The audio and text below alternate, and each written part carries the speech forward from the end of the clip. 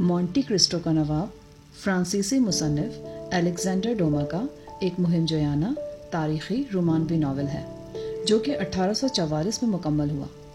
3 बंदूकची novel की तरह ये नावल भी मुसन्निफ के मकबूल तरीन नावलों में से एक है। इसका उर्दू तर्जुमा किया है मसूद अहमद बरकाती ने और आप इसको सुन रहे हैं लुबाबा हैदर की आवाज़ में। मॉन्टी क्रिस्टो का नवाब, अलेक्जेंडर डोमा का अजीम नावल। खुफिया पैगाम। 24 फरवरी 1815 तिजारती बहरी जहाज़ फेरोन, समराना, टेरेस्टे और नेपल्स से होता हुआ मार्सेल्स फ्रांस की बंदरगाह में दाखिल हो रहा था। जहाज़ की आमद का नज़ारा करने के लिए हुजूम जमा था। ताहम जहाज़ जिस अंदाज से आ रहा था उससे यह अंदाज़ा लगाना मुश्किल नहीं था कि कोई ख़ास वाक़या ज़रूर हुआ है जिसका ताल्लुक़ जहाज़ से है। ताहम जो तजुर्बेकार मल्ला थे उन्होंने ये भांप लिया था कि जहाज़ बिल्कुल सही हालत में है। जहाज़ का मालिक मोसियो मोरियल अपने जहाज़ की वापसी पर बहुत मसरूर था। वो कश्ती में सवार होकर जहाज़ तक जाने के लिए रवाना हो गया। जब उसने देखा कि जहाज़ पर उसके कप्तान की जगह कोई और खड़ा है तो वो कुछ परेशान सा हो गया। जहाज़ के कप्तान के फ़राइज़ सर अंजाम देने वाला एडमंड विशनेस था। लंबा, खूबसूरत, सेहतमंद, मगर उसकी उम्र सिर्फ 20 बरस थी। एडमंड ने अपने जहाज़ के मालिक मोसियो मोरियल का इस्तकबाल किया और बताया, जनाब, कप्तान का इंतकाल हो गया है। हम उन्हें समंदर के सुपुर्द कर चुके हैं। जब हम नेपल्स से रवाना हुए तो उन्हें बुखार हो गया और बुखार दिमाग को चढ़ गया था, इसीलिए वो उल्टी सीधी बातें करने लगे थे। मैंने जहाज़ की कप्तानी संभाली और आपका जहाज़ और सारा सामान महफूज हालत में ले आया हूँ। जहाज़ के मालिक मोसियो मोरियल ने दिल में अपने तजुर्बेकार कप्तान की मौत का दुख महसूस किया और खुश भी हुआ कि उसकी मौत के बाद जिसने उसकी जगह संभाली थी वो जिम्मेदार नौजवान है जो जहाज़ को कामयाबी से मंजिल पर ले आया है। उसे एडमंड पहले भी अच्छा लगता था। एडमंड मल्लाहों को बड़े एतमाद से हिदायत दे रहा था। बहरहाल मोसियो मोरियल कप्तान की मौत की तफसीलात जानना चाहता था। इतने में एक सख्त चेहरे वाला आदमी भी जहाज़ पर इसी तरफ आता दिखाई दिया। उसकी उम्र कोई 26 बरस होगी। वो भी मोरियल का मुलाजिम था। उसका नाम वैंग्स था। वैंग्स ने एडमंड की तरफ ऐसी नज़रों से देखा जिनसे साफ महसूस होता था कि वो उसे बिल्कुल पसंद नहीं करता। एडमंड भी उसे देखकर कुछ बेचैन सा हो गया।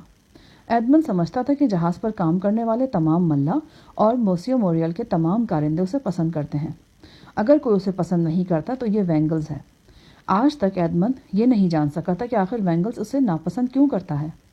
हालांकि एडमंड ने कभी ऐसी कोई बात या हरकत नहीं की थी जिससे वैंगल्स को किसी किस्म की तकलीफ पहुंची हो। वैंगल्स ने पहले तो करीब आकर मोसियो मोरियल को बड़े एहतराम के साथ सलाम किया। इस सलाम में खुशामद का रंग भी झलकता था। फिर उसने आसपास का अच्छी तरह जायज़ा लिया। वो नहीं चाहता था कि जो बात वो अपने मालिक मोसियो मोरियल से कहने वाला है वो किसी दूसरे शख्स के कान में पड़े। जब उसे इत्मीनान हो गया कि आसपास कोई भी नहीं है तो वो सरगोशी में कहने लगा, जनाब, मैं आपको बताना चाहता हूँ कि जहाज़ को गलत इस्तेमाल किया गया है और आपको नुकसान पहुँचाने की कोशिश की गई है। जैसे हमारे कप्तान साहब की मौत वाक़ई हुई, इस शख्स एडमंड ने, जो अभी कप्तानी के लिए बहुत कम उम्र है, खुद ही जहाज़ की कप्तानी संभाल ली। मोसियो मोरियल लापरवाही से सुन रहा था। उसने नागवारी का इजहार करते हुए कहा, एडमंड का यह हक बनता था कि वो कप्तानी की जिम्मेदारी संभालता। वो कप्तान के बाद नंबर 2 था। मुझे तो एडमंड बहुत मेहनती और तजुर्बेकार लगता है। अगरचे उम्र कम है, मगर इससे क्या होता है। वैंगल्स के चेहरे पर नाखुशी साफ दिखाई देने लगी। उसे छुपाने की नाकाम कोशिश करते हुए उसने कहा, मगर जनाब, ये रास्ते में जजीरा एल्बा पर रुका। आखिर क्यों? देखिए ना, जहाज़ को तो किसी तरह की मरम्मत की ज़रूरत नहीं थी। शायद वो तवील सफ़र के बाद समंदर के किनारे सैरो तफरी करना चाहता था। मोसियो ने वैंगल्स की तरफ देखा और कहा, अच्छा, इस बारे में मैं इससे बात करूंगा। वैसे अगर मेरा हिस्सेदार भी मान गया तो मैं एडमंड को कप्तान बना दूंगा। वैंगल्स को इस बात से बहुत दुख हुआ, मगर उसने उसे छुपा लिया। अंदर ही अंदर वो जलने लगा था, क्योंकि वो तो खुद जहाज़ का कप्तान बनने के ख्वाब देख रहा था। कप्तान की तनख्वाह बड़ी माकूल होती है। एडमंड कप्तान बने, उस पर वो कभी खुश नहीं हो सकता था। इधर एडमंड इस लगाई बुझाई और फैसले से बिल्कुल बेखबर ज़रूरी हिदायत दे रहा था। तमाम मल्ला और जहाज़ का अमला उसके अहकाम की खुशदिली से तामील कर रहा था, जिससे साफ पता चलता था कि वो सब एडमंड को अपने नए कप्तान की हैसियत से कबूल कर चुके हैं। جب ایڈمن اپنی ذمہ داریوں سے فارغ ہوا تو وہ موسیو موریل کے پاس پہنچا۔ سادہ، خوش مزاج، خوبصورت، تنومند، اونچا لمبا ایڈمن موسیو موریل کو واقعی کپتان نظر آ رہا تھا۔ کیا تم جہاز کو جزیرے ایلبا پر لے کر گئے تھے؟ اگر موسیو موریل کا خیال تھا کہ ایڈمن اس سوال پر گھبرا جائے گا تو اسے مایوسی ہوئی۔ ایڈمن بڑے اطمینان سے کسی ہچکچاہٹ کے بغیر بتانے لگا، جناب، جو ہی کپتان صاحب کو شدید بخار ہوا، انہوں نے مجھے طلب کیا۔ انہوں نے مجھے جزیرہ ایلبا پر جا کر جہاز روکنے کا حکم دیا اور ایک تحریری پیغام بھی دیا کہ میں وہاں نیپولین کو پہنچا دوں۔ نیپولین کا نام سن کر موریل چونکا۔ اس نے ادھر ادھر دیکھا، کوئی ان کی باتیں تو نہیں سن رہا۔ نیپولین، فرانس کا عظیم بادشاہ جس سے حکومت چھین لی گئی تھی، ان دنوں جزیرہ ایلبا میں جلاوطنی کی زندگی گزار رہا تھا۔ وہ دوبارہ اقتدار میں آنے کے لیے کوششیں کر رہا تھا۔ نئی حکومت اس سے خائف تھی اور ہر وہ شخص جس کا نیپولین سے کوئی تعلق ہو سکتا تھا اسے اپنا دشمن سمجھتی تھی۔ یہ فرانس کی تاریخ کا بہت نازک دور تھا۔ ان گنت فرانسیسی کوشاں تھے کہ نیپولین کو دوبارہ بادشاہ بنایا جائے۔ بہت سے منصوبے بن رہے تھے، سازشیں ہو رہی تھیں۔ سب سے خطرناک بات یہ تھی کہ ہر وہ شخص جس کے بارے میں ہلکا سا بھی شبہ ہوتا کہ وہ نیپولین کا ہمدرد یا حامی ہے اور اس کو اقتدار میں لانے کے لیے کچھ کر رہا ہے، اسے دشمن سمجھ کر کڑی سزا دی جاتی تھی۔ ایڈمن سادگی اور معصومیت سے کہہ رہا تھا، جناب، میں اپنے مرتے ہوئے کپتان کے آخری حکم کی تعمیل سے کیسے انکار کر سکتا تھا؟ پھر نیپولین بھی ہمارا سابق بادشاہ ہے، اسی لیے میں جہاز ایلیبا لے گیا اور اپنے مرنے والے کپتان کے آخری حکم کی تعمیل کی۔ میں نے کچھ برا تو نہیں کیا نا جناب؟ اگر آپ مجھ سے نہ بھی پوچھتے تو بھی میں آپ کو سب کچھ ضرور بتاتا۔ موسیو موریل کو سیاست سے کوئی دلچسپی نہیں تھی۔ وہ تو ایک تاجر تھا، لیکن موجودہ ملکی صورتحال اور سیاست پر اس کی نظر تھی۔ اس نے ایڈمن سے کہا، میں نہیں جاننا چاہتا کہ تم نے وہاں کیا پیغام دیا، مگر میں تمہیں مشورہ یہ دوں گا کہ تم کسی سے کبھی یہ ذکر نہیں کرنا کہ تم ایلیبا گئے تھے اور کوئی پیغام کسی کو دیا تھا۔ جناب، کپتان نے بھی مجھے یہی کہا تھا کہ میں اس کا ذکر کسی سے نہ کروں۔ موسیو موریل نے اسے بتایا کہ وہ جلد ہی اپنے حصے دار سے بات کرے گا اور اسے پورا یقین ہے کہ ایڈمن کو جہاز کا کپتان بنا دیا جائے گا۔ ایڈمن بہت خوش ہوا۔ جناب، اب مجھے کچھ دنوں کی چھٹی درکار ہے۔ سامان کا انتراش تو وینگلز ہی کر لے گا۔ میں جانتا ہوں تمہیں چھٹی کیوں چاہیے۔ میں مرسیڈیز کو جانتا ہوں، وہ بہت خوبصورت اور اچھی لڑکی ہے۔ مجھے معلوم ہے کہ تم اس سے شادی کرنا چاہتے ہو۔ اب تم جاؤ، وہ تمہارا انتظار کر رہی ہوگی۔ تمہاری چھٹی منظور کی جاتی ہے۔ حاسد۔ ایڈمن بہت خوش تھا۔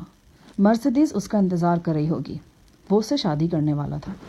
موسیو موریل اس پر مہربان تھا اور اس کا دل کہتا تھا کہ اسے جہاز کا کپتان بنا دیا جائے گا۔ اسے اپنے بوڑھے والد سے ملنے کا بھی بہت اشتیاق تھا۔ شہر کے ایک پرانے حصے میں وہ ایک فلیٹ میں رہتے تھے۔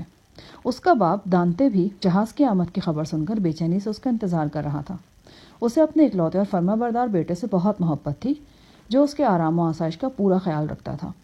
جب سفر میں بھی ہوتا تو باقاعدگی سے اسے رقم بھیجا کرتا تھا۔ باپ بیٹا ٹوٹ کر ایک دوسرے سے ملے۔ دونوں کو ایک دوسرے سے بے حد محبت تھی۔ ایڈمن کے باپ دانتے نے خدا کا شکر ادا کیا کہ اس کا بیٹا لمبے بحری سفر کے بعد خیریت سے گھر لوٹ آیا ہے۔ دونوں کے درمیان سفر کے بارے میں کچھ باتیں ہوئیں۔ ایڈمن نے اپنے باپ کی صحت کے بارے میں کئی سوال پوچھے۔ دانتے کو معلوم تھا کہ مرسیڈیز کو بھی جہاز کی آمد کی خبر مل گئی ہوگی اور وہ بھی بڑی شدت سے اس کا انتظار کر رہی ہوگی۔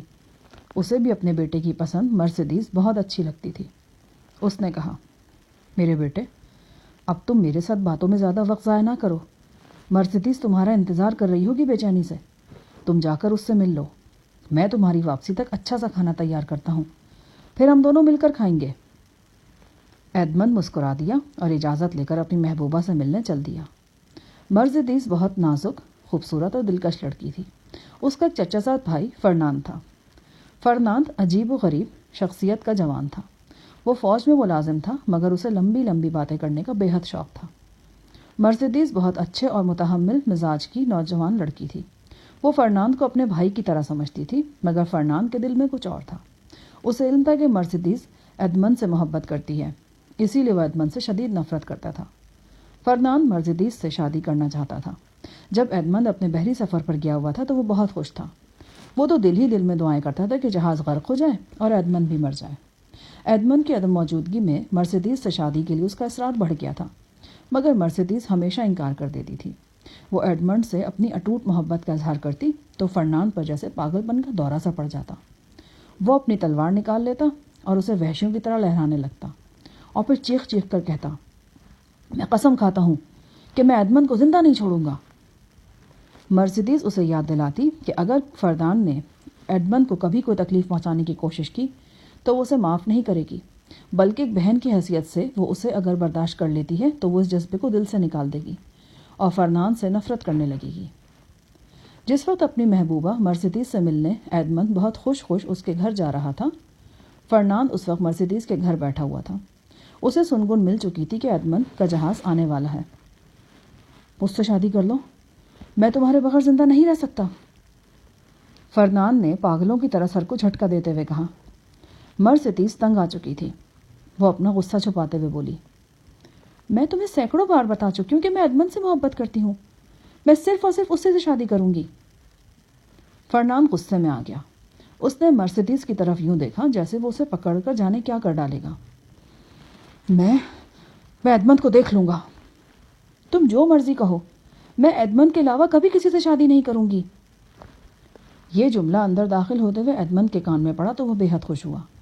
ادھر مرسیڈیز کی نظر ایڈمنڈ پر پڑی تو وہ خوشی سے اچھل پڑی۔ تیزی سے ایڈمنڈ کی طرف بڑھ کر اس نے اس کا محبت سے استقبال کیا۔ دونوں چاہنے والوں نے ایک بار پھر اپنی محبت کا عہد دہرایا۔ وہ ایک دوسرے میں اتنا کھو گئے تھے کہ انہوں نے وہاں کھڑے فرناند کو بھلا دیا۔ ایڈمنڈ مرسیڈیز کو خوشخبری سنانے کے لیے بے چین تھا۔ میری پیاری مرسیڈیز، ایک خوشخبری سنو، میں بہت جلد کپتان کا عہدہ سنبھالنے والا ہوں۔ سچ؟ مبارک ہو، میں بہت خوش ہوں میرے پیارے ایڈمنڈ۔ ایڈمنڈ کے کپتان بننے کی خبر سن کر فرناند کے دل پر چھریاں سی چل گئیں۔ جہاں مرسیڈیز کی آنکھیں خوشیوں سے چمک رہی تھیں، وہاں غصے سے فرناند کی آنکھیں سرخ انگارہ بن گئی تھیں۔ اس کا دل حسد سے جل رہا تھا۔ وہ غصے اور نفرت سے پیر پٹکتا جانے لگا تو مرسیڈیز نے اسے آواز دے کر کہا، میرے پیارے بھائی، کہاں چلے؟ ادھر آؤ نا، میرے ہونے والے خاوند کو گلے سے لگاؤ، میرا خاوند تمہارا سچا دوست ثابت ہوگا۔ فرناند رک گیا۔ ایڈمنڈ نے آگے بڑھ کر اس سے بڑی گرمجوشی کے ساتھ ہاتھ ملایا۔ فرناند بھی مجبور ہو گیا۔ اس نے بڑی سرد مہری سے ہاتھ ملایا اور تیزی سے وہاں سے نکل گیا۔ سازش۔ فرناند بہت غصے میں تھا۔ حسد اور انتقام کی آگ میں وہ جل رہا تھا۔ اسے معلوم نہیں تھا کہ کچھ اور لوگ بھی ہیں جو ایڈمنڈ سے حسد کرتے ہیں اور اسے نقصان پہنچانے کا ارادہ کیے ہوئے ہیں۔ فرناند اپنی وحشت اور غصے میں جلتا چلا جا رہا تھا۔ اس نے وینگلز کو بھی نہ دیکھا جو اس وقت ایک سرائے کے باہر ایک شخص کے ساتھ بیٹھا شراب پی رہا تھا۔ فرناند! وینگلز نے اسے جاتے ہوئے دیکھ لیا تھا، جبکہ فرناند نے اپنی دھن میں گزرتے ہوئے اسے نہیں دیکھا تھا۔ اپنا نام سن کر وہ چونکا۔ مڑ کر دیکھا تو اسے وینگلز نظر آیا۔ وینگلز کے پاس ایڈمنڈ کا ایک پڑوسی کاپریس بیٹھا تھا۔ وینگلز اور کاپریس دونوں جانتے تھے کہ فرناند مرسیڈیز سے شادی کرنا چاہتا ہے۔ تم نے مجھے بلایا؟ ہاں، ہم نے تمہیں آواز دی۔ تم کہاں جا رہے تھے؟ کاپریس نے کہا۔ فرناند خاموش رہا۔ کیا جواب دیتا؟ وینگلز اور کاپریس نے ایک دوسرے کی طرف معنی خیز نظروں سے دیکھا۔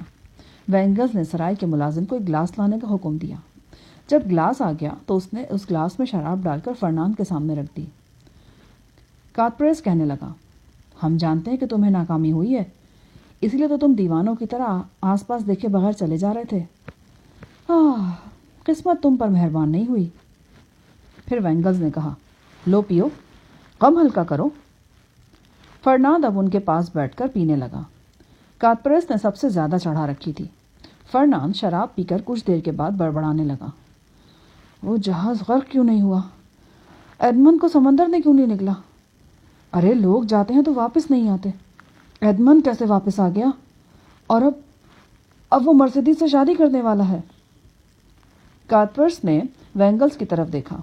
دونوں جیسے پہلے سے کوئی ساز باز کیے ہوئے تھے، یا یہ بھی ہو سکتا ہے کہ وہ کسی کام کے کرنے کے لیے پہلے سے بے چین ہوں اور کوئی طریقہ نہ سوچ رہا کہ وہ کام کرے کیسے، اور اب اچانک وہ طریقہ سوچ گیا ہو۔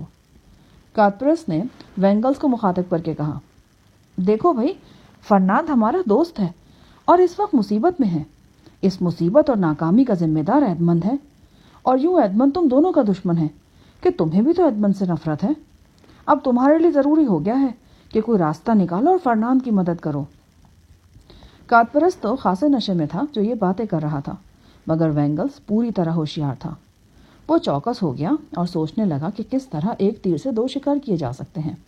وہ اپنے مقصد کے لیے فرناند کو ذریعہ بنانا چاہتا تھا، مگر اس سے پہلے وہ فرناند کو اچھی طرح ٹھوک بجا کر دیکھ لینا چاہتا تھا۔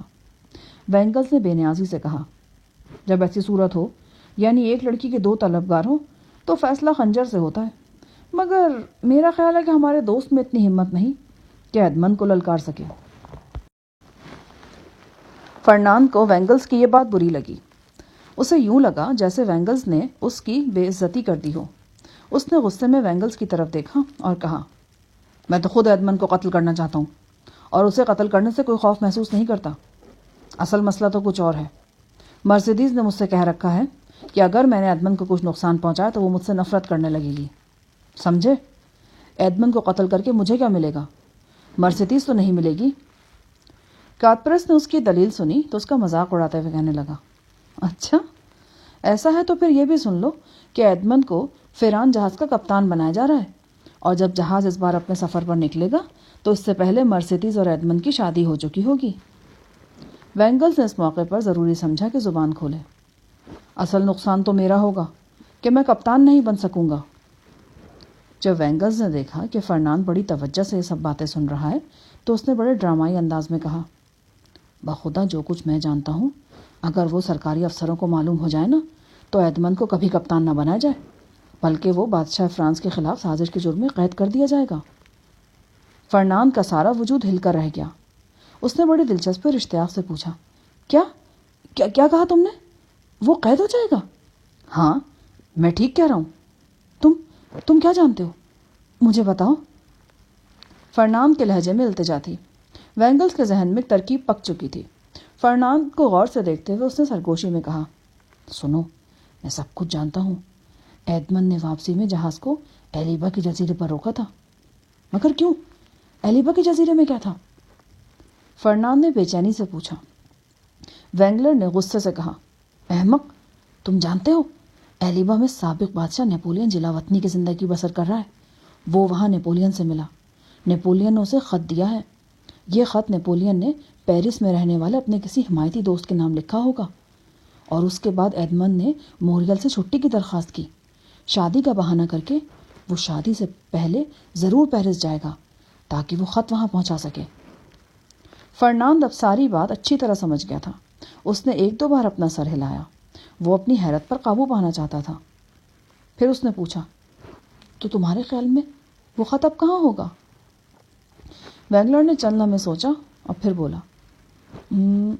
یا تو وہ خط ایڈمنڈ کے پاس ہوگا، یا اس نے خط کو اپنے باپ کے گھر میں کہیں چھپایا ہوا ہوگا، یا پھر یہ خط جہاز میں اس کے کیبن میں کہیں محفوظ ہوگا۔ وینگلر نے دیکھا کہ فرناند کا چہرہ کئی رنگ بدل رہا ہے۔ فرناند نے جوش میں کہا، بس تو میں سرکاری وکیل کو جا کر خبردار کرتا ہوں کہ ایڈمنڈ بادشاہ کا دشمن ہے۔ وینگلر نے اس کی طرف قطرے حقارت سے دیکھا۔ تم نرے احمق ہو۔ سرکاری وکیل تمہاری بات پر کیوں یقین کرنے لگا؟ وہ تم سے کہے گا کہ تم یہ شکایت اسے لکھ کر درخواست کی صورت میں پیش کرو، پھر وہ تھوڑے دنوں کے لیے ایڈمنڈ کو جیل بھیج دیں گے۔ پھر جانتے ہو کیا ہوگا؟ کیا ہوگا؟ جیل سے باہر آ کر ایڈمنڈ تم سے بدلہ لے گا، کیونکہ تحریری درخواست سے اسے پتہ چل چکا ہوگا کہ یہ حرکت تمہاری تھی۔ اب اگر تم نے مقابلے میں ایڈمنڈ کو قتل بھی کر دیا تو بھی مرسیڈیز تم سے شادی نہیں کرے گی، اور اگر تم نے اسے کچھ نہ کہا تو بھی مرسیڈیز کو علم ہو جائے گا کہ مخبر تم تھے، اسی لیے وہ تم سے نفرت کرنے لگے گی۔ اوہو، یہ باتیں تو میں نے سوچی نہیں تھی۔ واقعی میں ایڈمنڈ کے خلاف کچھ نہیں کر سکتا۔ چند منٹوں کے لیے خاموشی چھا گئی۔ پھر فرناند نے پوچھا، تم ہی بتاؤ میں کیا کروں؟ وینگلر نے ساری ترکیب ذہن میں سوچ رکھی تھی۔ ابھی بتاتا ہوں۔ اس کے بعد وینگلر نے بیرے کو بلایا اور اس سے کاغذ قلم منگوا کر کاغذ پر لکھنا شروع کیا۔ فرناند نے دیکھا کہ وینگلر عجیب حرکت کر رہا ہے۔ جو کچھ وہ کاغذ پر لکھ رہا تھا وہ سیدھے کے بجائے الٹے ہاتھ سے لکھ رہا تھا۔ یہ وینگلر کی چالاکی تھی۔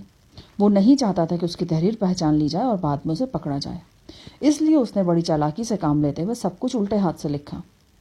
یہ خط تھا جو سرکاری وکیل کے نام لکھا گیا تھا۔ اس میں وینگلر نے وہ ساری باتیں لکھ ڈالی جو اس نے ابھی کاتپرس کے سامنے فرناند کو بتائی تھیں۔ اس خط میں ایڈمن کو بادشاہ فرانس کا دشمن اور غدار ثابت کیا گیا۔ خط کے آخر میں اس نے خط لکھنے والے کا کوئی نام لکھنے کی بجائے ایک دوست لکھا۔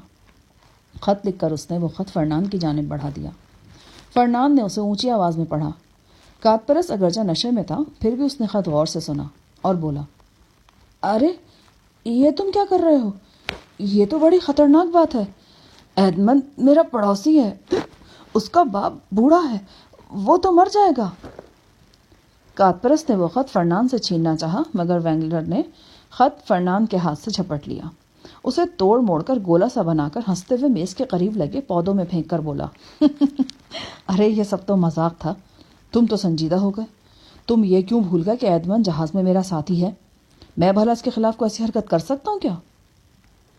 کاتپرس نے اس کی بات پر یقین کر لیا۔ وینگلر نے معنی خیز نظروں سے فرنان کی طرف دیکھا اور بولا، کاتپرس تم نشے میں ہو، چلو میں تمہیں گھر چھوڑاؤں، ایسا نہ ہو راستے میں کہیں ٹھوکر کھا کر گر جاؤ۔ وینگلر نے سہارا دے کر کاتپرس کو اٹھایا اور فرنان کو دیکھ کر بولا، اچھا فرنان، خدا حافظ۔ فرنان وہیں بیٹھا رہا۔ وینگلر کاتپرس کو سہارا دیے آہستہ آہستہ چلاتا رہا۔ چلتے چلتے وینگلر نے مڑ کر دیکھا، فرنان اٹھ کر پودوں سے وہ کاغذ اٹھا رہا تھا۔ وینگلر کی چال کامیاب رہی تھی۔ اسے 100% یقین تھا کہ یہ خط فرنان سرکاری افسر کو ضرور بھجوا دے گا۔ گرفتاری۔ اسی سرائے میں دوسرے دن شادی کا سماں تھا۔ لوگ بنے ٹھنے عمدہ لباس پہنے وہاں جمع ہو رہے تھے۔ ایڈمن وہاں پہنچا تو اس نے خوبصورت لباس پہن رکھا تھا۔ خوشی سے اس کا چہرہ دمک رہا تھا۔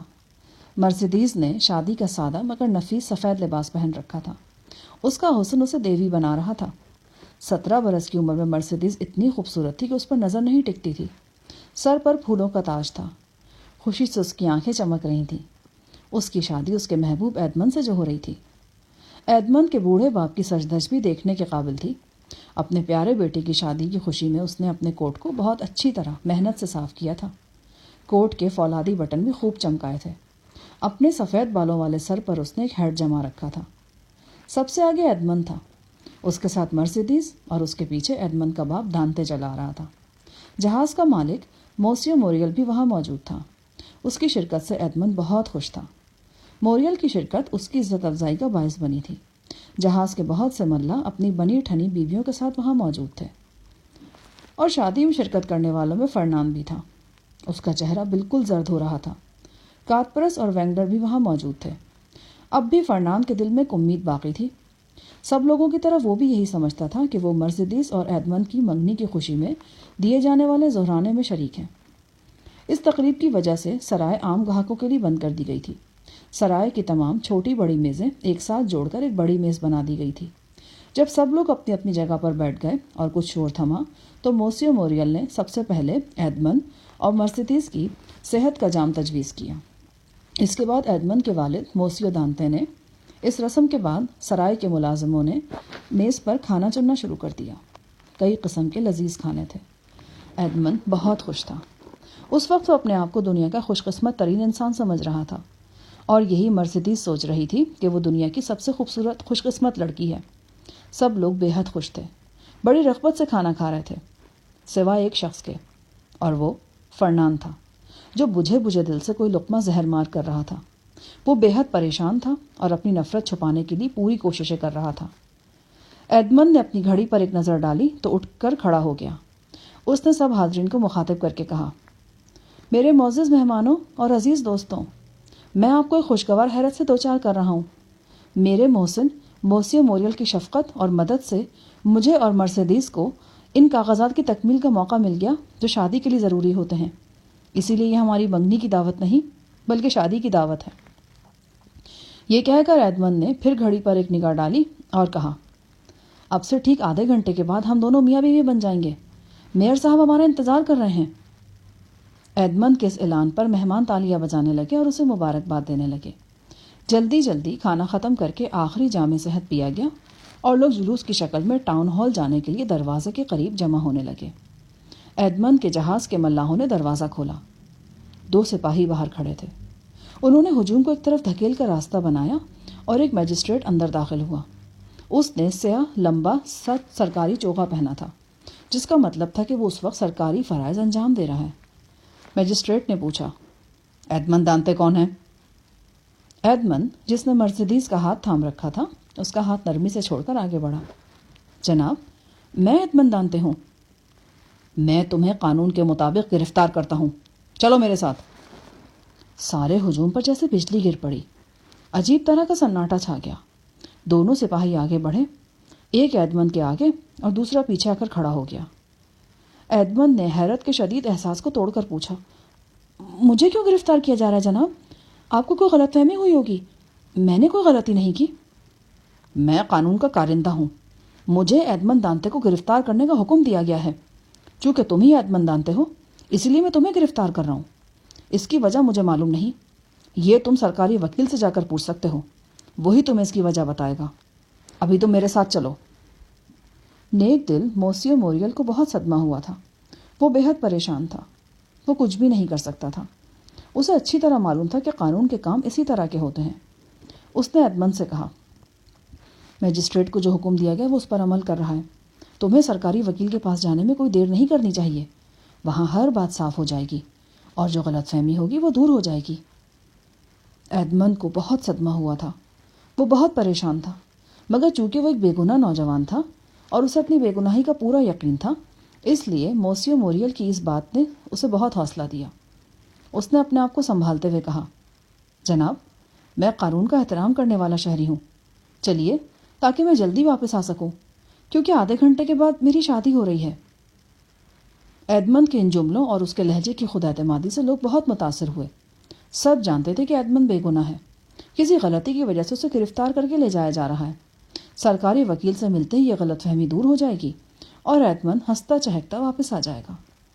لوگوں نے اسے خوش دلی سے جانے دیا، صرف مرسیڈیز تھی جو بہت دکھی تھی۔ ایڈمن نے چلتے چلتے اسے پھیکی سی مسکراہٹ کے ساتھ دیکھا اور تسلی دینے کی کوشش کی۔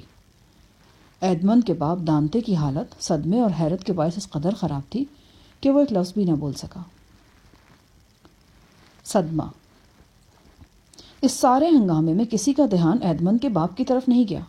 پولیس کے سپاہی جب میجسٹریٹ کے ساتھ ایڈمن کو لے گئے تو ان کے جاتے ہی موسیو دانتے، ایڈمن کا والد، بے ہوش ہو گیا۔ اس کی صحت پہلے بھی اچھی نہیں تھی۔ آج تو وہ بہت ہی خوش تھا کہ اس کے بیٹے کی شادی ہو رہی تھی۔ شادی کی خوشی اور کچھ بھاگ دوڑ سے وہ تھک بھی گیا تھا۔ اب اپنے پیارے بیٹے کو سپاہیوں کے ساتھ جاتے دیکھ کر اس کی قوت برداشت جواب دے گئی۔ اسے ہوش میں لانے کے بعد ایک کرسی پر بٹھا دیا گیا۔ مرسیڈیز اس کے ہاتھ پاؤں بھی دبا رہی تھی اور تسلی بھی دے رہی تھی۔ آپ اپنے آپ کو سنبھالیے، ہمت سے کام لیں، ایڈمن جلدی واپس آ جائے گا۔ آپ نے دیکھا وہ کس اطمینان اور خوشی سے کیا تھا۔ میرا دل گواہی دیتا ہے کہ کسی کی حماقت سے یہ غلطی ہوئی ہے، اور جس شخص سے یہ غلطی ہوئی ہوگی وہ ایڈمن سے معافی مانگ لے گا۔ مرسیڈیز اصل میں دانتے سے کہیں زیادہ اپنے آپ کو تسلی دے رہی تھی۔ زبان سے تو وہ یہ الفاظ کہہ رہی تھی، مگر خود ان الفاظ پر اسے یقین نہیں آ رہا تھا۔ اس کی آنکھوں میں جو خوف تھا اسے دانتے نے دیکھ لیا۔ بیٹی، خدا کرے ایسا ہی ہو، مگر میرا دل بہت ڈرا ہوا ہے۔ مرسیڈیز، جو بہت مشکل سے اپنے آنسو چھپائے ہوئے تھی، زاروں قطار رونے لگی۔ ہجوم میں وہ سب کھڑے تھے، کاتپرس بھی، وینگلر بھی اور فرنان بھی۔ بوڑھے باپ اور مرسیڈیز کی یہ حالت زار دیکھ کر کاتپرس اندر ہی اندر کھولنے لگا۔ ایک دن پہلے اسی سرائے میں جو واقعہ ہوا تھا وہ اسے یاد کرنے لگا۔ اگرچہ وہ اس وقت نشے میں تھا، تفصیل اسے یاد نہیں آ رہی تھی، مگر وہ یہ ضرور سمجھ گیا تھا کہ وینگلر نے جو شیطانی منصوبہ بنایا تھا اصل میں اسی پر عمل شروع ہو چکا ہے۔ اس نے وینگلر کی طرف دیکھا اور اس کے کان میں کہا، تم نے بہت شرمناک حرکت کی ہے، تم نے فرنان کے ساتھ مل کر یہ منصوبہ بنایا ہے نا؟ میں سب سمجھتا ہوں۔ وینگلر نے اس کی بات کا گویا اثر ہی نہیں لیا۔ تم نے زیادہ پی لی ہے، بھلا مجھے اس کی گرفتاری کے متعلق کیا معلوم؟ اپنی زبان بند رکھو۔ موسیو موریل کو اس واقعے سے بہت پریشانی ہوئی۔ وہ ایڈمن کو بہت پسند کرتا تھا کیونکہ ایڈمن ایک بہت اچھا نوجوان تھا، پھر وہ اسے اپنے جہاز کا کپتان بھی بنا رہا تھا۔ جب پولیس ایڈمن کو لے گئی تو وہ بھی وہاں سے نکل گیا۔ موسیو موریل ایک اثر و رسوخ رکھنے والا آدمی تھا۔ اس نے اپنے طور پر معلومات حاصل کی تو بہت پریشان ہوا۔ بہرحال صورتحال ایسی تھی کہ موسیو موریل یہ مناسب نہیں سمجھتا تھا کہ حقیقت کو متعلقہ افراد سے چھپائے۔ جب وہ سرائے میں واپس آیا تو اس کے چہرے پر پریشانی دیکھ کر بہت سے لوگوں نے اندازہ کر لیا کہ معاملہ خراب ہے۔ موسیو موریل ہمت کر کے مرسیڈیز اور ایڈمنڈ کے والد دانتے کے پاس گیا اور انہیں بتایا، ایڈمنڈ پر بہت خوفناک الزام لگایا گیا ہے، کسی نے اسے بادشاہ سلامت کا غدار ٹھہرایا ہے۔ سرکاری وکیل۔ اتفاق سے اس روز سرکاری وکیل کی طبیعت ناساز تھی، اس لیے ایڈمنڈ کے مسئلے کو نمٹانے کی ذمہ داری اس نے اپنے نائب وکیل کے سپرد کر دی۔ ایڈمنڈ کو اس کے سرکاری دفتر میں پیش کیا گیا۔ سپاہی اسے کمرے کے اندر چھوڑ کر باہر آ گئے۔ اب کمرے میں ایڈمنڈ اور نائب سرکاری وکیل کے سوا کوئی نہیں تھا۔ جناب، میرا قصور کیا ہے؟ مجھے کیوں گرفتار کیا گیا ہے؟ تم پر الزام ہے کہ تم خفیہ ایجنٹ اور شاہ فرانس کے غدار ہو۔ یہ الزام سن کر ایڈمنڈ کی حیرت کی انتہا نہ رہی۔ اپنے آپ کو سنبھالتے ہوئے اس نے کہا، جناب یہ سب جھوٹ ہے، میں خفیہ ایجنٹ نہیں ہوں، میں تو سرے سے سپاہی آدمی ہی نہیں ہوں۔ جناب میں تو ایک ملہ ہوں، مجھے تو آج تک اپنے والد، اپنی ہونے والی بیوی اور اپنے جہاز کے سوا دنیا کی کسی چیز سے کوئی سروکار ہی نہیں رہا۔ نائب سرکاری وکیل ولفورڈ تھا۔ وہ ایڈمنڈ سے عمر میں کوئی 10 برس بڑا ہوگا۔ جس سادگی اور سچائی سے ایڈمنڈ نے بات کہی تھی، وہ اس سے متاثر ہوئے بغیر نہ رہ سکا، اور اس نے دل میں کہا کہ نوجوان واقعی بے گناہ ہے۔ ایک وجہ اور بھی ایسی تھی کہ ایڈمنڈ کے لیے وہ اپنے دل میں ہمدردی محسوس کرنے لگا۔ جس طرح ایڈمنڈ کو اس کی شادی سے کچھ دیر پہلے گرفتار کر کے اس کے سامنے لایا گیا تھا، بالکل اسی طرح اس کی بھی شادی ہونے والی تھی، اور اسے شادی کی تقریب سے اٹھ کر یہ معاملہ نمٹانے کے لیے آنا پڑا تھا۔ تاہم اس کی دلچسپی اور ہمدردی کے باوجود اسے قانون کے تقاضے تو پورے کرنے ہی تھے۔ اس نے پوچھا، مجھے بتاؤ کہ جہاز کو الیبا کے جزیرے پر کیوں روکا گیا اور وہاں سے خط کیوں حاصل کیا گیا تھا؟ ایڈمنڈ نے سارا واقعہ پوری سچائی اور سادگی سے بیان کر دیا۔ ولفورڈ کے دل میں اگر کوئی شبہ تھا تو وہ بھی ایڈمنڈ کے بیان سے دور ہو گیا۔ اسے اب پورا یقین ہو گیا تھا کہ یہ نوجوان ایڈمنڈ بے گناہ ہے۔ یہ نہ تو سیاست میں کوئی دلچسپی رکھتا ہے اور نہ ہی یہ خفیہ ایجنٹ ہے۔ میں وہ خط دیکھنا چاہتا ہوں۔ ایڈمنڈ خاموش کھڑا رہا۔ جب ولفورڈ نے دوبارہ یہی بات کہی تو ایڈمنڈ نے کہا، جناب مجھے قسم دی گئی تھی اور میں نے خود بھی قسم کھائی تھی کہ وہ خط میں صرف اس شخص کو دوں گا جس کے نام یہ خط مجھے سونپا گیا تھا۔ ایڈمنڈ کے اس جواب نے ولفورڈ کے دل میں اس کے لیے مزید نرمی پیدا کر دی۔ اس نے دل میں سوچا کہ یہ نوجوان کم عمر صحیح مگر اخلاق کے اعلیٰ ترین معیار پر پورا اترتا ہے۔ اگر یہ مجرم ہوتا تو اس سادگی کا اظہار نہ کرتا، مگر اسے بہرحال قانونی تقاضے تو پورے کرنا ہی تھے۔ تم دیکھ رہے ہو کہ میں قانون کے مطابق کارروائی کر رہا ہوں، اس لیے تمہارا یہ فرض ہے کہ تم وہ خط سرکار کے حوالے کر دو۔ اپنی قسم کو بھول جاؤ، کیونکہ یہ خط میں سپاہیوں کے ذریعے بھی تم سے حاصل کر سکتا ہوں۔ تمہیں اپنی مرضی کے خلاف ہی صحیح مگر قانون کے حکم کی تعمیل کرتے ہوئے یہ خط میرے حوالے کرنا ہوگا۔ چونکہ تم قانون کی پابندی کرو گے اس لیے تمہاری قسم نہیں ٹوٹے گی۔ ایڈمنڈ سرکاری وکیل ولفورڈ کے رویے سے بہت متاثر ہوا۔ واقعی وہ یہ خط پولیس کے سپاہیوں کے ذریعے زبردستی اسے چھین سکتے تھے، جبکہ سرکاری وکیل اس کے ساتھ اخلاق سے پیش آتے ہوئے اسے یہ بھی بتا رہا تھا کہ ایسی صورت میں خط اس کے حوالے کرنے سے اس کی قسم نہیں ٹوٹے گی۔ ایڈمنڈ نے بڑے ادب سے کہا، جناب میں یہ خط خوشی سے آپ کی خدمت میں پیش کر دیتا ہوں، کیونکہ آپ قانون کے نمائندے ہیں، اور دوسری بات یہ کہ انسان کی عزت کرتے ہیں۔ یہ کہہ کر ایڈمنڈ نے وہ خط اپنی جیکٹ کے اندرونی جیب سے نکالا۔ یہ ایک سفید بند لفافہ تھا جسے اس نے بڑے ادب سے ولفورڈ کی طرف بڑھا دیا۔ ولفورڈ نے اشتیاق سے وہ خط پکڑا اور پھر خط لے کر لیمپ کی طرف مڑا۔ وہ لفافے پر لکھا ہوا نام پڑھنے کے لیے خاصا بے چین ہو رہا تھا۔ خط پر لکھا نام پڑھ کر اس کا رنگ اڑ گیا۔ اس نام نے اس پر ایسا ناخوشگوار اثر کیا کہ ولفورڈ کو یوں لگا جیسے وہ بے ہوش ہو رہا ہے۔ اس نے ایک بار پھر اپنے آپ کو سنبھالنے کے لیے میز کا سہارا لیا۔ اس نے لفافے پر لکھا نام اور پتہ دوبارہ پڑھا، موسیو نوارتے۔ یہ نام نائب سرکاری وکیل ولفورڈ کے باپ کا تھا۔ ولفورڈ پر کیا بیت رہی تھی اس کا کچھ بھی اندازہ ایڈمنڈ کو نہ ہو سکا، کیونکہ ولفورڈ کا چہرہ لیمپ کی طرف اندھیرے میں تھا۔ نائب سرکاری وکیل ولفورڈ کو ہمیشہ یہ خدشہ رہا تھا کہ ایک نہ ایک دن اس کے باپ کی سرگرمیاں بے نقاب ہو کر رہیں گی، اور جس دن ایسا ہوا وہ خود زبردست مصیبت اور پریشانی میں پھنس جائے گا۔ اس نے اپنی ہمت اور محنت سے دولت پیدا کی، اپنے باپ کے نام کو ترک کر کے اپنے نام کے ساتھ اپنی ماں کا نام لگا لیا۔ جب وہ نائب سرکاری وکیل بنا تو وہ اپنے آپ کو خاصا محفوظ سمجھنے لگا تھا، اور اب تو تورینی سے منگنی ہونے کے بعد وہ خاصا اطمینان بھی محسوس کرنے لگا تھا۔ ادھر اس کا باپ نوارتے، جو نیپولین کا حامی اور وفادار تھا، کئی برسوں سے گمنامی اور خاموشی کی زندگی گزار رہا تھا، اور کسی کو معلوم نہیں تھا کہ وہ کیا کر رہا ہے، مگر اس خط نے یہ ثابت کر دیا تھا کہ اس کا باپ جو کئی برسوں سے چھپا ہوا تھا اب باہر آنے والا تھا اور نیپولین کو دوبارہ تخت دلوانے کے لیے لوگوں میں ممتاز کردار ادا کرنے والا تھا۔ ولفورڈ کی الجھن صحیح تھی۔ اسے نیپولین سابق بادشاہ سے ہمدردی تھی نہ دلچسپی۔ وہ موجودہ شاہ فرانس کا وفادار تھا۔ اس کے تمام مفادات اس حکومت کے ساتھ وابستہ تھے۔ وہ اس خط کے ساتھ وابستہ خطروں کو جلد ہی بھانپ گیا تھا۔ شاہ فرانس کا وفادار ہونے کے ناطے وہ یہ خط اپنے باپ تک پہنچانے کی اجازت نہیں دے سکتا تھا، لیکن وہ اپنے باپ کو گرفتار کرانے کے حق میں بھی نہیں تھا، حالانکہ یہ بھی اس کی ذمہ داری تھی کہ وہ بادشاہ کے خلاف سازش میں مصروف اپنے باپ کو گرفتار کراتا۔ اگر وہ اپنے باپ کو گرفتار نہیں کرانا چاہتا تھا تو اس کی وجہ یہ نہیں تھی کہ اسے اپنے باپ سے کسی قسم کی محبت تھی، بلکہ اس کی اصل وجہ خوف تھا کہ اس طرح کہیں لوگوں پر یہ راز نہ کھل جائے کہ وہ اس کا بیٹا ہے۔ ولفورڈ نے فیصلہ کر لیا۔ وہ مڑا تو اس کا چہرہ پرسکون تھا۔ کیا یہ خط تمہارے علاوہ کسی اور نے بھی دیکھا ہے؟ ایڈمنڈ کو سوال عجیب لگا، کیونکہ وہ پہلے ہی بتا چکا تھا کہ اس خط کے بارے میں کسی کو بھی علم نہیں ہے۔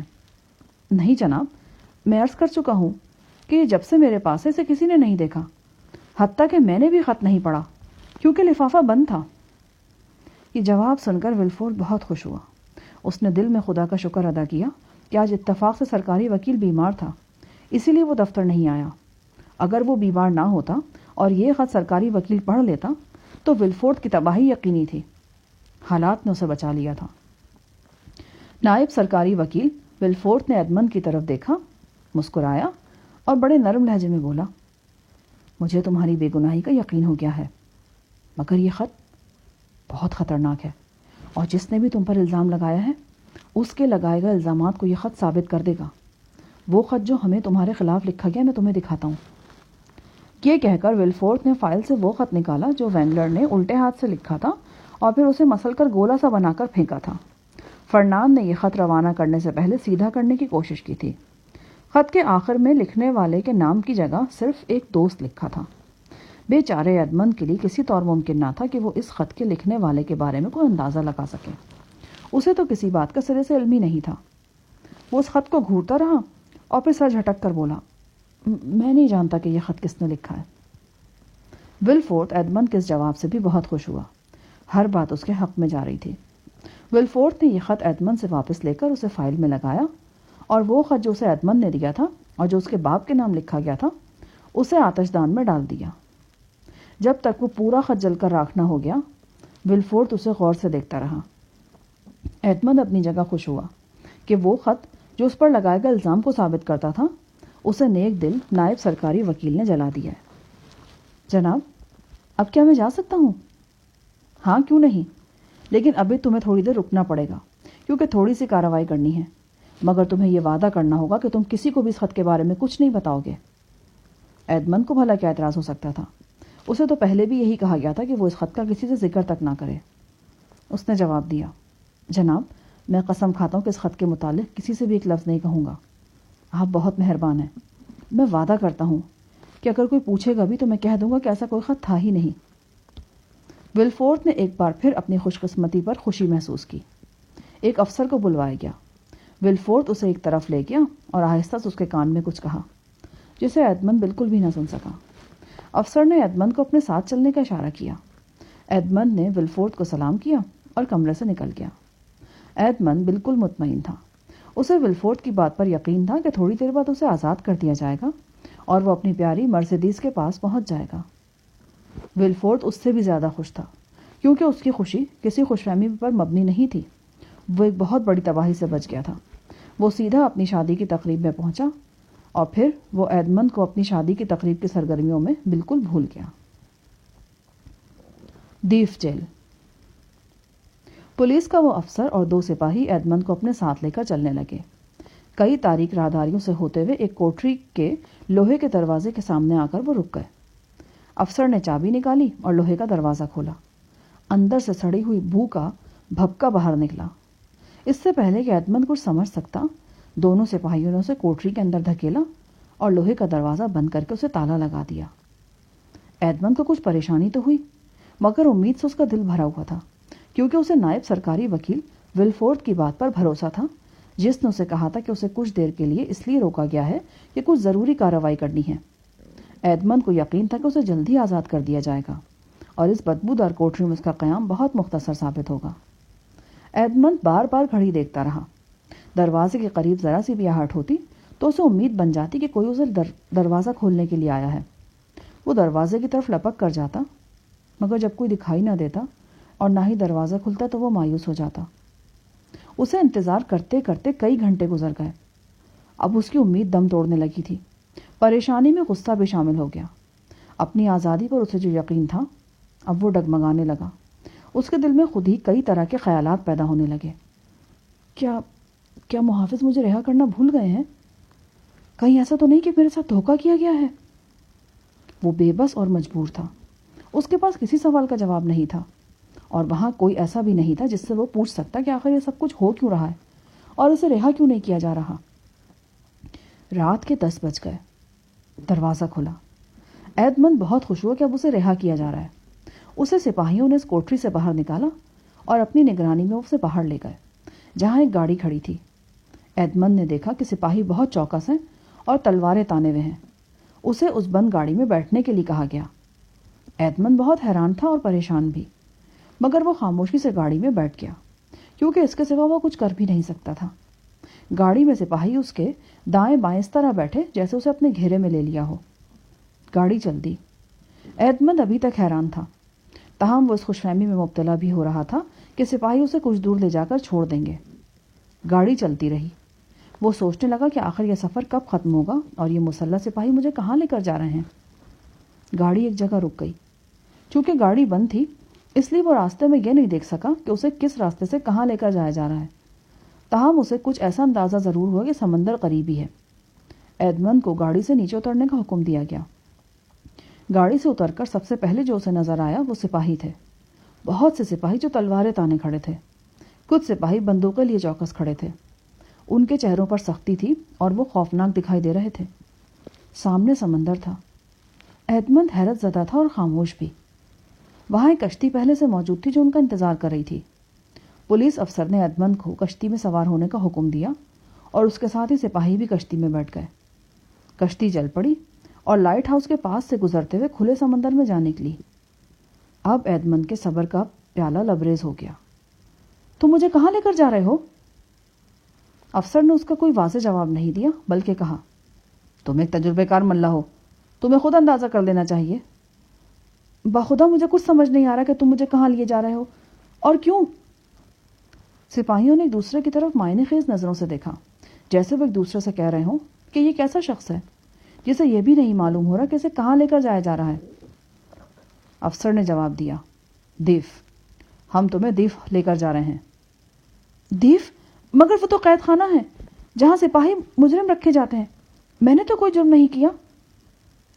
افسر نہ تو ایڈمنڈ کے چیخنے سے متاثر ہوا اور نہ ہی اس کی بے گناہی کی دلیل سے۔ مجھے ان باتوں سے کوئی دلچسپی ہے نہ مطلب، میں تو حکم کی تعمیل کرتا ہوں اور مجھے یہی حکم دیا ہے کہ تمہیں دیف پہنچایا جائے اور میں تمہیں وہاں لے کر جا رہا ہوں۔ ایڈمنڈ مایوس ہو گیا۔ اسے کچھ سمجھ نہیں آ رہا تھا کہ یہ سب کچھ ہو کیوں رہا ہے، مگر وہ اس حقیقت سے آگاہ ہو چکا تھا کہ اسے انتہائی خوفناک قید خانے میں قید کرنے کے لیے لے جایا جا رہا ہے۔ ایڈمنڈ نے بھاگنے کا ارادہ کیا۔ اس کے ذہن میں ایک ہی ترکیب آ سکتی تھی کہ کسی طرح وہ پانی میں چھلانگ لگا دے۔ ایک تجربے کار اور ماہر ملا ہونے کی وجہ سے وہ سمندر میں دیر تک تیر سکتا تھا اور اس طرح قید ہونے سے بچ سکتا تھا۔ ایڈمنڈ نے پانی میں چھلانگ لگانے کی کوشش کی۔ سپاہیوں نے اسے دبوچ لیا اور یہ کوشش ناکام بنا دی۔ پولیس افسر غصے سے گرجا، یاد رکھو، اب اگر تم نے کوئی ایسی حرکت کی تو میں تمہیں گولی مار دوں گا۔ مجھے یہ اختیار حاصل ہے کہ فرار کی کوشش کرنے والے مجرم کو گولی مار کر ہلاک کر دوں۔ یہ کہہ کر افسر نے اپنی بندوق کی نال ایڈمنڈ کے ماتھے سے ٹکا دی۔ کشتی تاریکی میں آگے بڑھ رہی تھی۔ ایڈمنڈ نے تاریکی میں خوفناک دیف قید خانے کو قریب آتے دیکھا۔ ایڈمنڈ کا سر چکرانے لگ گیا۔ کشتی کنارے پر رکی۔ سپاہیوں نے گھسیٹ کر ایڈمنڈ کو کشتی سے نکالا۔ پتھر کی سیڑھیاں طے کر کے وہ ایک بہت بڑے لکڑی کے دروازے کے سامنے پہنچے۔ دروازہ کھلا۔ ایڈمنڈ کو جیل کے داروغہ کے حوالے کر دیا گیا۔ داروغہ نے ایڈمنڈ کے پاس جتنے پیسے اور جو گھڑی تھی اسے اپنے پاس جمع کر لیا۔ تہخانہ۔ ایڈمنڈ کی حالت ایسے شخص جیسی تھی جس پر اچانک کوئی ایسی مصیبت ٹوٹ پڑے جو اسے اتنا حواس باختہ اور پریشان کر دے کہ اسے یہ بھی معلوم نہ ہو کہ اس کے ساتھ ہو کیا رہا ہے۔ قید خانے کے سپاہی اسے دھکیلتے ہوئے ٹھنڈی اور نیم تاریک راہداریوں سے گزار کر ایک کوٹری کے سامنے رکے۔ دروازہ کھولا اور پھر ایڈمنڈ کو ایک کوٹری کے اندر دھکیل دیا گیا۔ کوٹری ٹھنڈی اور سیلن زدہ تھی۔ دروازے کو تالا لگا کر جیل کے داروغہ نے کہا، اب تم یہاں رہو گے، کھانا پانی رکھ دیا گیا ہے۔ ایڈمنڈ اس کوٹری میں اکیلا تھا۔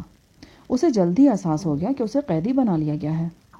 وہ چیخنے لگا، یا خدا، آخر میرا جرم کیا ہے؟ میں نے کیا قصور کیا ہے جو مجھے یہاں قید کر دیا گیا ہے؟ اسے کوئی جواب نہیں ملا۔ وہاں تھا کون جو اسے جواب دیتا؟ جو لوگ جواب دے سکتے تھے، جو اس کو یہاں پہنچانے کے ذمہ دار تھے، وہ تو وہاں سے بہت دور باہر کی آزاد دنیا میں تھے، اور ایڈمنڈ کو وہاں سے کوئی جواب کیسے دے سکتا تھا؟ وہ بہت چیخا، بہت چلایا، مگر کوئی اس کی بات سننے والا نہیں تھا۔ اس نے کھانے کو ہاتھ تک نہیں لگایا۔ یوں ہی رات بیت گئی۔ رات کو وہ اپنے دکھ اور تنہائی پر روتا رہا۔ اس کی آنکھیں رو رو کر سرخ ہو گئی تھیں۔ یہ رات اس کی زندگی کی سب سے تکلیف دہ، خوفناک اور پریشان کرنے والی رات تھی، اور یہ رات بھی گزر گئی۔ صبح ہوئی۔ جیل کا داروغہ اپنے معمول کی گشت پر آیا تو اس نے دیکھا کہ نئے قیدی کی آنکھیں رونے سے سرخ ہو چکی ہیں۔ کھانا کل جیسا ہی رکھا تھا، ویسے ہی پڑا تھا۔ داروغہ کے لیے معمولی بات تھی۔ پہلے دن اور پہلی رات دیو کے قید خانے میں قیدی بنائے جانے والے اکثر ایسا ہی کیا کرتے تھے۔ ایڈمنڈ نے جب داروغہ کو دیکھا تو وہ اس کی منت سماجت کرنے لگا۔ خدا کے لیے میرے بارے میں میرے والد اور میری منگیتر مرسیڈیز کو پیغام بھجوا دو، انہیں بتا دو کہ میں کہاں ہوں، تاکہ وہ میری رہائی کا کچھ بندوبست کر سکیں۔ جیل کے داروغہ کا دل تو قیدیوں کو دیکھتے، ان کی منتیں سنتے اور ان کی آہوزاریوں سے پتھر کا ہو چکا تھا۔ ایسی منت سماجت اس پر کوئی اثر نہیں کر سکتی تھی۔ میں تمہیں انعام دوں گا، نذرانہ سمجھ لو، میرے والد اور میری منگیتر کو خبر کر دو کہ میں یہاں بند ہوں۔ ایسی باتیں بھی جیل داروغہ اپنی زندگی میں کئی بار سن چکا تھا۔ اس نے بڑی حقارت سے کہا، مجھے حکم دیا گیا کہ تمہارے بارے میں کسی کو خبر نہ دی جائے۔ سنا، تم مجھے کیا دے سکو گے؟ چند 100 فرانک؟ ان چند 100 فرانک کے لیے میں اپنے آپ کو مصیبت میں کیوں ڈالوں؟ یہاں تو ایک بڈھا ایسا بھی رہتا ہے جو یہ کہتا ہے کہ میں اسے آزاد کر دوں تو وہ مجھے لاکھوں فرانک دے گا، مگر میں ایسی باتوں پر دھیان نہیں دیتا۔ مجھے میری نوکری عزیز ہے، کیونکہ اس کے بدلے میں مجھے فی قیدی 6 فرانک ملتے ہیں۔ ہاں سمجھے، جب تک یہاں کوئی قیدی ہے اور زندہ ہے تو مجھے اس کے 6 فرانک ملتے ہیں، اور میرے لیے وہی بہت ہیں۔ داروغہ نے دروازہ بند کیا اور چلتا بنا۔ ایڈمنڈ کی سمجھ میں کچھ نہیں آ رہا تھا کہ وہ کیا کرے۔ وہ تو ایک ایسے پرندے کی طرح تھا جسے پنجرے میں بند کر دیا گیا ہو، اور وہ سارا وقت اس پنجرے سے سر ٹکراتا رہتا۔ وہ سوچتا، نائب سرکاری وکیل ولفورتھ کو کیا ہوا؟ اس نے تو کہا تھا کہ اسے تھوڑی دیر کے لیے روکا جا رہا ہے، مگر اب وہ اسے آزاد کیوں نہیں کرا رہا؟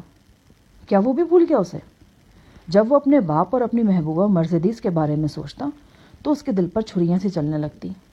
انہیں کچھ خبر نہیں کہ وہ کہاں ہے، کس حال میں ہے، وہ کیا سوچ رہے ہوں گے۔ ایڈمنڈ پر کبھی غصے کا دورہ پڑتا، وہ چیختا چلاتا، کبھی وہ چپ ہو جاتا، گم سم بیٹھا رہتا۔ ہر روز اس کی کوٹری میں کھانا پہنچایا جاتا، مگر وہ اسے ہاتھ تک نہ لگاتا۔ کئی دن یہی صورتحال رہی۔ داروغہ جیل ہر روز گشت کرتا، اور وہاں اسی طرح رکھے کھانے کو دیکھ کر وہ بہت کچھ سوچنے پر مجبور ہو گیا۔ اس کے دل میں یہ بات آئی کہ اگر یہ قیدی جو کھانے کو ہاتھ نہیں لگاتا مر گیا تو جو 6 فرانک اس کی زندگی اور دیکھ بھال کے اسے ملتے ہیں وہ نہیں ملیں گے۔ اس نے ایڈمنڈ سے کہا، تم بہت احمق ہو، تم دیوانوں جیسی حرکتیں کرتے اور کھانا بھی نہیں کھاتے، اس طرح تو تم مر جاؤ گے۔ میں بے گناہ ہوں، خدا کے لیے مجھے بڑے افسر سے ملوا دو، میں اسے بتاؤں گا کہ میں بے گناہ ہوں۔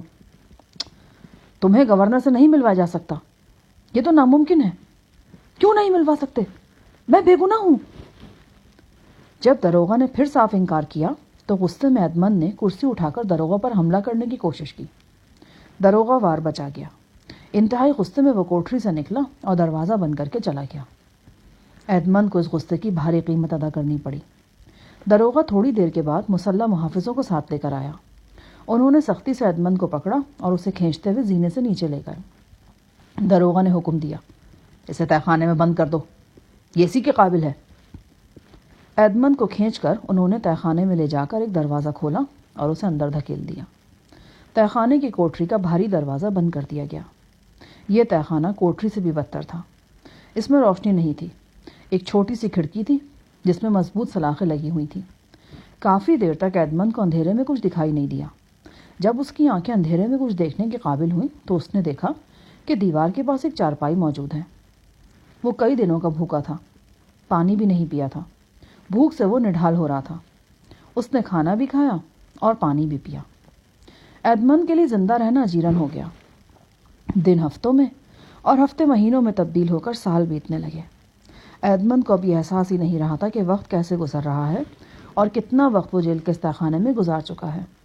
داروغہ کا سلوک بھی اس سے سخت ہو گیا تھا۔ کوئی محافظ اس سے بات نہیں کرتا۔ کھانا پانی لے کر آنے والا بھی خاموشی سے کھانا رکھ کر کوئی بات کیے بغیر چلا جاتا۔ ایدمن بھی گھنٹوں خاموش بیٹھا رہتا۔ بات کرتا بھی تو کس سے؟ پھر اس پر بولنے کا دورہ پڑتا۔ وہ چیختا، چلاتا، آوازیں دیتا، اپنے آپ سے باتیں کرتا۔ وہ کسی بھی آواز کو سننے کے لیے ترستا رہتا۔ وہ دنیا کا مایوس ترین شخص بن گیا تھا۔ اس کی مایوسی انتہا کو پہنچ گئی تھی۔ اس نے مرنے کا فیصلہ کر لیا۔ جیل کے اس تاریک تہہ خانے میں زندہ رہنے کا کیا فائدہ تھا؟ اب کھانا آتا تو وہ اسے باہر پھینک دیتا۔ اس نے بھوکوں مرنے کا ارادہ کر لیا تھا۔ وہ بہت کمزور ہو رہا تھا۔ پراسرار آواز۔ ایک دن ایدمن دیوار کے قریب بچھی اپنی چارپائی پر لیٹا تھا کہ اسے دیوار کی دوسری طرف سے ایک آواز سنائی تھی۔ اگرچہ وہ کمزور ہو چکا تھا، اس کے باوجود وہ ہمت کر کے چارپائی سے اٹھا اور دیوار سے کان لگا کر غور سے سننے لگا۔ یہ آواز ایسی تھی جیسے کوئی دیوار کھرچ رہا ہو۔ ایدمن نے دل میں سوچا، اس طرح کی آواز کسی راز مزدور کے کام کرنے کی نہیں ہو سکتی، بلکہ یہ آواز کوئی قیدی دیوار کھرچنے سے پیدا کر رہا ہے جو جیل سے آزاد ہونے کی کوشش میں لگا ہوگا۔ جب سے وہ جیل میں آیا تھا، پہلی بار اس کے اندر تجسس پیدا ہوا کہ وہ یہ معلوم کرے کہ اس آواز کی حقیقت کیا ہے۔ ایدمن نے دیوار کو ٹھونک بجا کر دیکھا تو اسے محسوس ہوا کہ دیوار میں ایک پتھر ہلا ہوا ہے اور وہ ڈھیلا ہو چکا ہے۔ اگرچہ وہ پتھر ہلا ہوا اور ڈھیلا تھا، اس کے باوجود ایدمن کو اسے دیوار سے کھینچنے میں خاصی مشکل پیش آئی۔ جب وہ اس پتھر کو دیوار سے نکالنے میں کامیاب ہوا تو اس نے دیوار کی اس جگہ کو 3 بار کھٹکھٹایا۔ کھرچنے کی آواز بند ہو گئی۔ تھوڑے وقفے کے بعد وہی آواز پھر آنے لگی۔ اس پراسرار آواز نے ایدمن کو جیسے جینے کا نیا حوصلہ دیا۔ اس کے دل نے گواہی دی کہ دوسری طرف سے جو آواز آ رہی ہے وہ کسی قیدی کی پیدا کی ہوئی ہے۔ اس نے سب سے پہلا کام یہ کیا کہ جو کھانا اس کے لیے آیا پڑا تھا اسے کھایا۔ کئی دنوں سے وہ فاقے کر رہا تھا اور مرنے کا ارادہ کر چکا تھا۔ کھانا کھانے سے اس کی کمزوری میں کافی کمی واقع ہو گئی۔ اب وہ موت کو دل سے نکال کر جینے کی امنگ دل میں پیدا کر چکا تھا۔ وہ انسان کی صورت دیکھنے کے لیے ترسا ہوا تھا۔ اس نے سوچا، میں بھی کیوں نہ اس شخص کی مدد کروں جو میری طرح یہاں قید ہے اور یہاں سے نکل بھاگنے اور آزادی حاصل کرنے کے لیے کوشش کر رہا ہے۔ اب اسے کسی ایسے تیز دھار آلے کی ضرورت تھی جس سے وہ بھی دیوار کو کھرچ سکے۔ ایدمن نے چاروں طرف دیکھا، مگر اس کی کوٹری میں کوئی ایسی چیز نہیں تھی۔ کوٹری میں پڑے پانی کے جگ کو دیکھ کر اس کے ذہن میں ایک ترکیب آ گئی۔ اس نے وہ جگ اٹھایا اور اسے زور سے زمین پر پٹک دیا۔ جگ کے کئی ٹکڑے ہو گئے۔ ان میں سے جو ٹکڑا سب سے تیز تھا اسے اٹھا کر اس نے اپنی چارپائی کو ایک طرف ہٹا کر دیوار کو اپنی طرف سے کھرچنا شروع کر دیا۔ مگر اسے یہ کام روکنا پڑا۔ کوئی سخت چیز درمیان میں آ گئی تھی اور جگ کا وہ ٹکڑا ناکارہ ہو گیا تھا۔ رات کا وقت تھا، اس لیے ایدمن کے لیے یہ اندازہ لگانا بھی مشکل تھا کہ وہ کتنا کامیاب ہوا ہے۔ ایدمن سوچتا رہا کہ وہ کس طرح، کس چیز کی مدد سے دیوار کو کھرچ سکتا ہے۔ کوئی چیز ذہن میں نہیں آ رہی تھی۔ یوں صبح ہو گئی۔ ایدمن نے اپنی چارپائی ٹھیک سے دیوار کے ساتھ لگا دی۔ وہ پلستر جو دیوار سے اترا تھا اسے چارپائی کے نیچے پھیلا کر ہموار کر دیا۔ داروغہ وقت پر کھانا لے آیا۔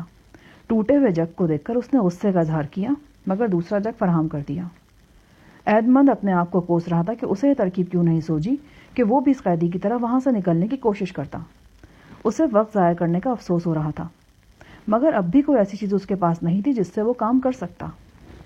اس نے کچھ سوچا اور اس کے پاس کھانے کی جو رکابی تھی اسے عین دروازے کے سامنے رکھ دیا۔ اب دروازہ کھول کر اندر آنے والے داروغہ کو وہ رکابی نظر نہیں آ سکتی تھی۔ شام کو جب داروغہ کھانا لے کر آیا تو اس کا پاؤں اس رکابی پر پڑا اور رکابی ٹوٹ گئی۔ داروغہ کے ہاتھ میں ایک ساس پین تھا۔ اسے دیکھ کر ایدمن کا دل خوش ہو گیا۔ داروغہ غصے سے بولا، تم بہت لاپرواہی برت رہے ہو۔ حکومت کے پاس اتنے پیسے نہیں کہ وہ تمہارے لیے رکابیں اور جگ خریدتی پھرے۔ ایڈمنڈ نے اسے مشورہ دیا، تم جس ساس پین میں کھانا ہے نا، اسے یہیں چھوڑ دو، صبح لے جانا۔ دروگا کو یہ تجویز پسند آئی، ویسے بھی بار بار سیڑھیاں اترنے چڑھنے سے وہ تھک سا جاتا تھا۔ اس نے وہ ساس پین ایڈمنڈ کو دے دیا۔ ساس پین کو استعمال میں لانے کی ترکیب تو ایڈمنڈ پہلے ہی سوچ چکا تھا۔ دروگا کے جاتے ہی کھانے سے فارغ ہو کر اس نے ساس پین کا لوہے کا دستہ الگ کیا اور پھر اس سے دیوار میں سوراخ کرنے کے لیے پلستر اتارنے لگا۔ ایڈمنڈ ساری رات دیوار میں سوراخ کرنے کے کام میں لگا رہا۔ جب صبح ہوئی تو اس نے تمام نشان چھپا دیے۔ اگلی صبح دروگا آیا تو وہ نئی رکابی لے کر نہیں آیا۔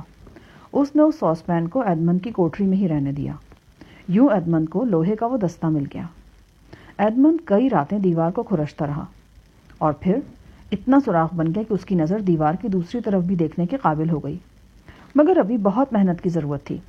دوسری طرف کا قیدی بھی مسلسل دیوار کھرچ رہا تھا۔ جب تک شگاف بڑا نہ ہوتا وہ ایک دوسرے کو پوری طرح دیکھ نہیں سکتے تھے۔ اب ایڈمنڈ اور دوسری طرف کا قیدی ہم خیال ہو کر ایک پتھر پر ہی کام کر رہے تھے تاکہ پتھر دیوار سے ہٹایا جا سکے۔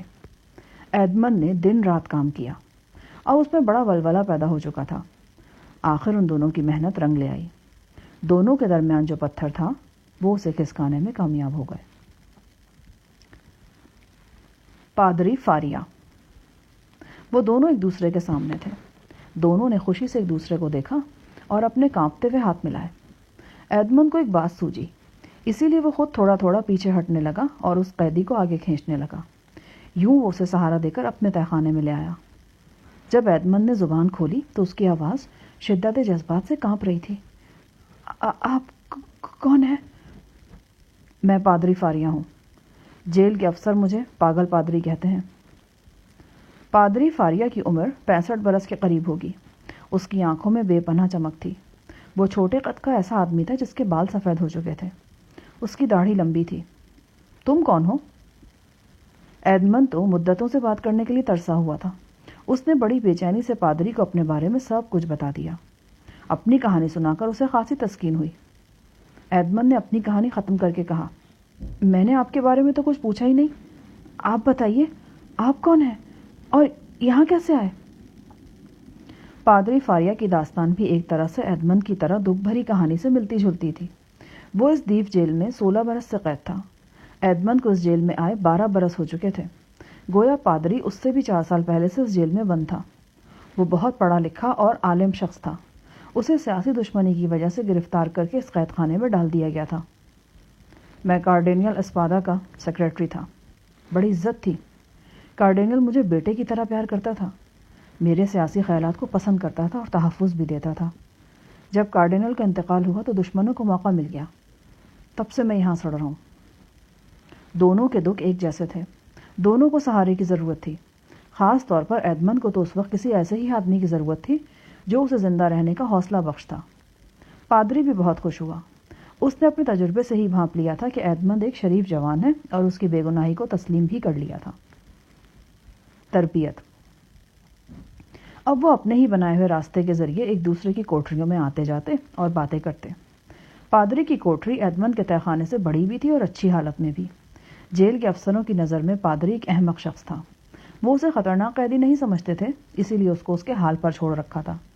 ایڈمنڈ کو تو یہ اندازہ ہو گیا تھا کہ پادری فاریا بڑا تجربے کار، ذہین اور عالم ہے، مگر یہ تو اسے بعد میں معلوم ہو کہ وہ صاحب کمال آدمی ہے۔ اس نے جیل میں رہتے ہوئے طرح طرح کی ایجادات کی تھی۔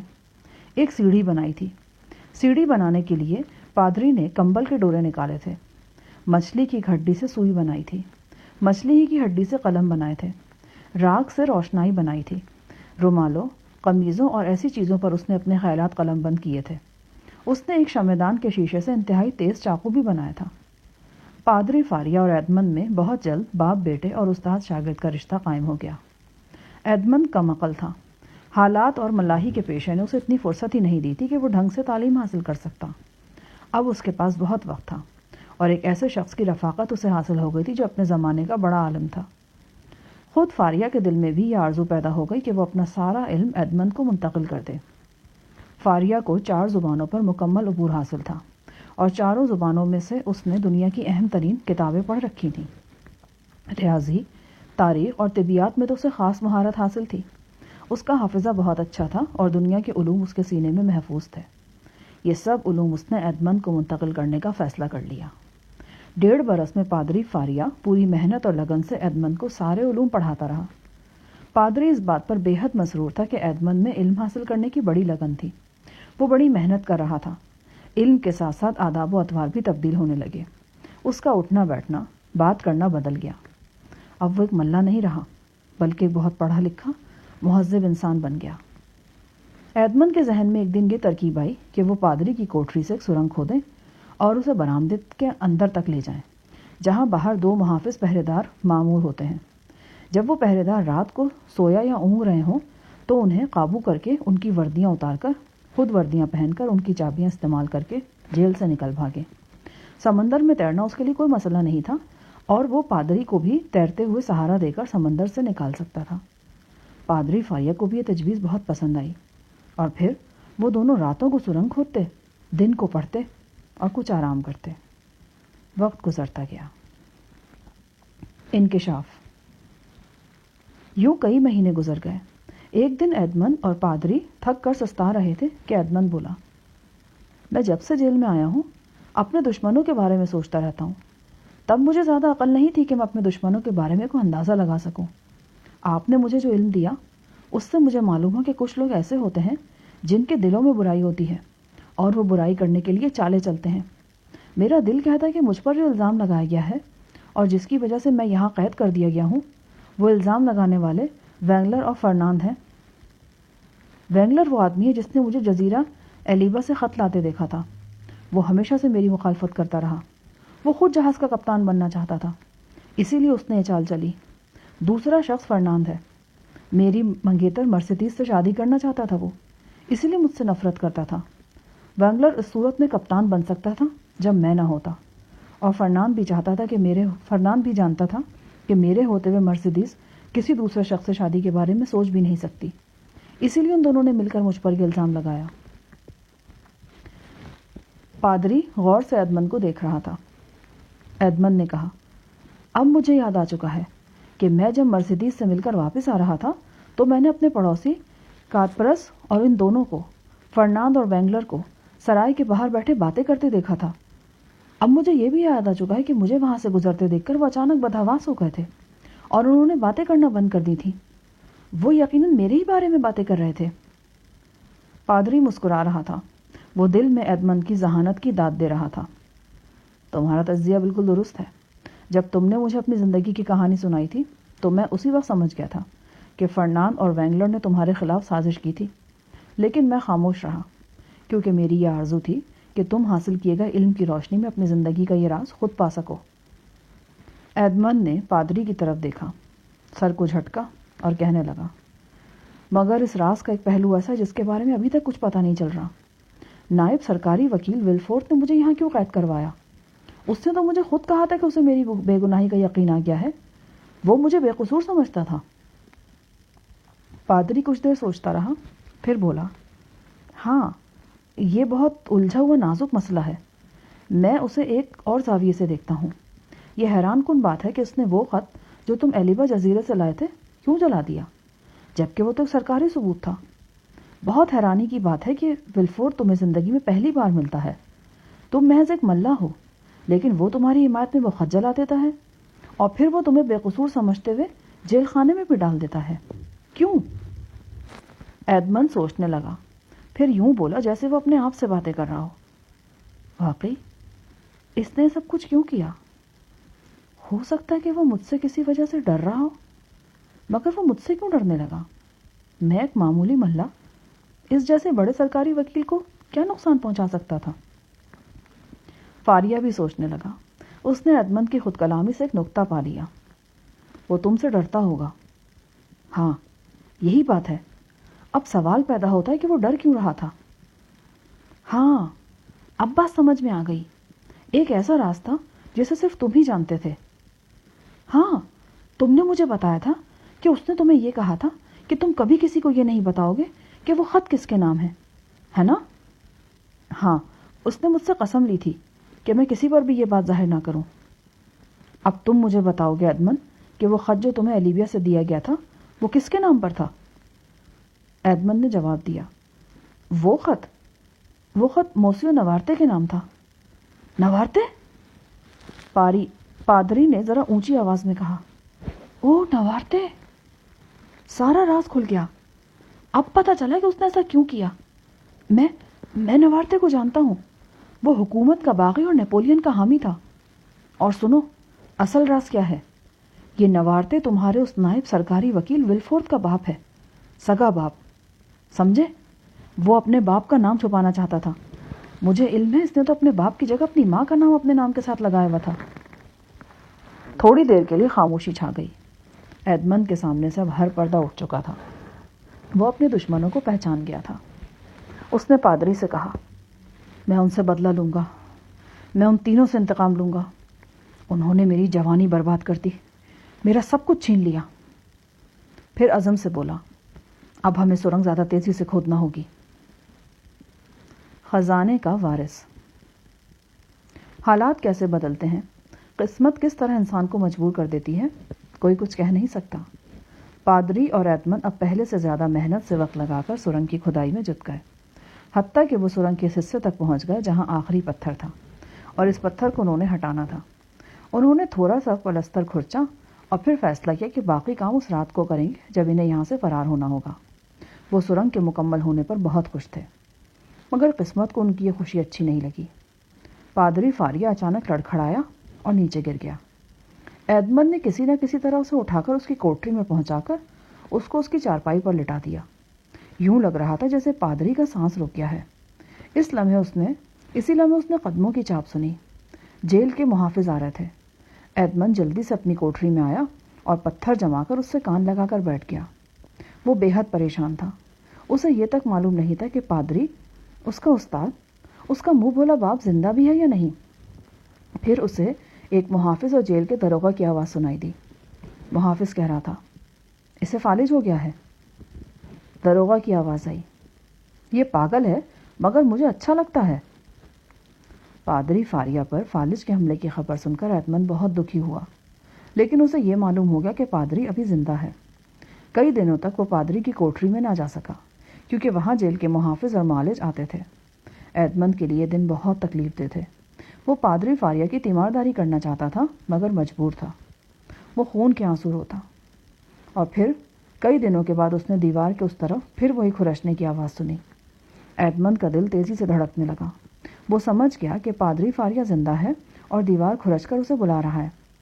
ایڈمنڈ نے درمیانی پتھر ہٹایا اور شگاف سے اس کی کوٹری میں چلا گیا۔ وہ بوڑھے پادری فاریہ سے لپٹ گیا۔